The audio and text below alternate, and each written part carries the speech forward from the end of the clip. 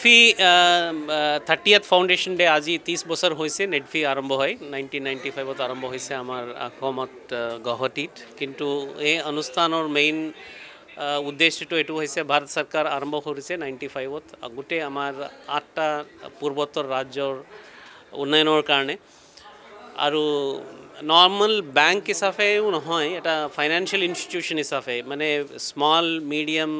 ক্ষুদ্ৰ ব্যৱসায়ীসকলক সহায় কৰিবলৈ আৰু বিশেষকৈ যোৱা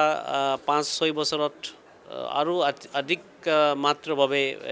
গোটেই 8 ৰাজ্যত সহায় কৰিছে আৰু আমাৰ ৰুৰেল আৰ্টিজানছ উইভাৰ্ছ উইমেন এণ্টাৰপ্ৰেনিউৰ্ছ সকলৰ কাৰণে আৰু এটা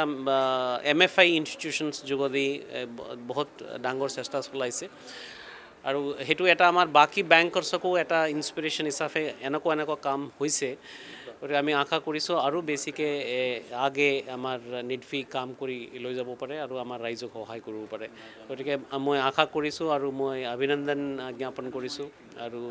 আমাৰ নেটফি 30 বছৰৰ পৰা আৰু বেছিকৈ ভালকৈ কৰি এক্সপেণ্ড কৰি ৰাইজক সহায় কৰে যাতে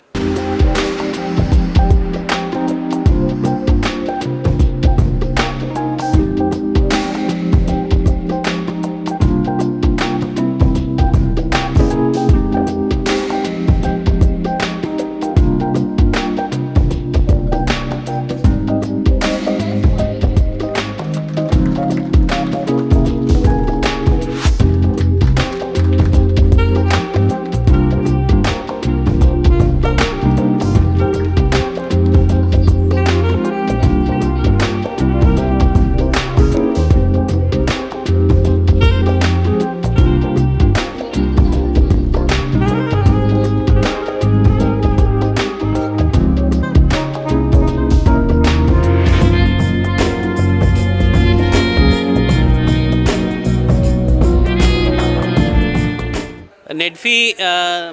30th ফাউণ্ডেশ্যন ডে আজি 30 বছৰ হৈছে নেটফি আৰম্ভ হয় 1995ত আৰম্ভ হৈছে আমাৰ অসমত গুৱাহাটীত কিন্তু এই অনুষ্ঠানৰ মেইন উদ্দেশ্যটো এইটো হৈছে ভাৰত চৰকাৰ আৰম্ভ কৰিছে 95ত গোটেই আমাৰ 8টা পূৰ্বোত্তৰ ৰাজ্যৰ উন্নয়নৰ কাৰণে আৰু নৰ্মেল বেংক হিচাপেও নহয় এটা ফাইনেন্সিয়েল ইনষ্টিটিউশ্যন হিচাপে মানে স্মল মিডিয়াম ক্ষুদ্ৰ ব্যৱসায়ীসকলক সহায় কৰিবলৈ আৰু বিশেষকৈ যোৱা 5-6 বছৰত আৰু অধিক মাত্ৰাভাৱে গোটেই 8 ৰাজ্যত সহায় কৰিছে আৰু আমাৰ ৰুৰেল আৰ্টিজানছ উইভাৰ্ছ উইমেন এণ্টাৰপ্ৰেনিউৰ্ছ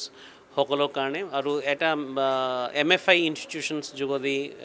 বহুত ডাঙৰ চেষ্টা চলাইছে আৰু সেইটো এটা আমাৰ বাকী বেংকৰ চকু এটা ইনস্পিৰেশ্যন হিচাপে এনেকুৱা কাম হৈছে গতিকে আমি আশা কৰিছোঁ আৰু বেছিকৈ আগে আমাৰ নেটফি কাম কৰি লৈ যাব পাৰে আৰু আমাৰ ৰাইজক সহায় কৰিব পাৰে গতিকে মই আশা কৰিছোঁ আৰু মই অভিনন্দন জ্ঞাপন কৰিছোঁ আৰু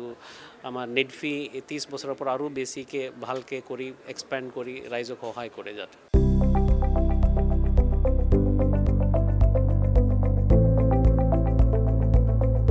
NB নিউজ সহজ সৰল ভাষাত নৱভাৰতৰ কথা।